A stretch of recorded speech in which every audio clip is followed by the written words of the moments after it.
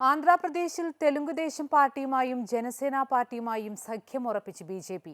ലോക്സഭാ തെരഞ്ഞെടുപ്പിൽ ആന്ധ്ര തൂത്തുവാരുമെന്ന് ടി.ഡി.പി അധ്യക്ഷൻ ചന്ദ്രബാബു നായിഡു. തമിഴ്നാട്ടിൽ ഡി.എം.കെ കോൺഗ്രസ് സീറ്റ് ധാരണയായി.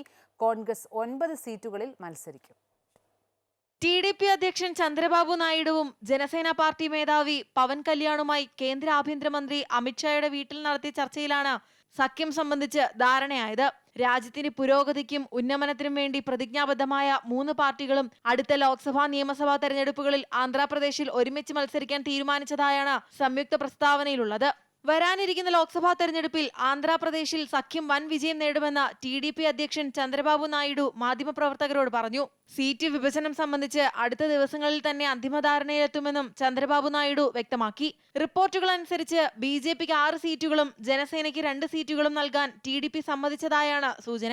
എന്നാൽ ബി.ജെ.പി ആവശ്യപ്പെട്ട വിജയവാഡ, വിശാഖപട്ടണം സീറ്റുകളിൽ ടി.ഡി.പി തന്നെ മത്സരിച്ചേക്കും. അതിനിടെ തമിഴ്നാട്ടിൽ ഡി.എം.കെയും കോൺഗ്രസും തമ്മിൽ സീറ്റ് ധാരണയായി. കഴിഞ്ഞ തവണത്തെ പോലെ കോൺഗ്രസ് 9 സീറ്റുകളിൽ മത്സരിക്കും. പുതുച്ചേരിയിലും കോൺഗ്രസ് 1 സീറ്റിൽ മത്സരിക്കും.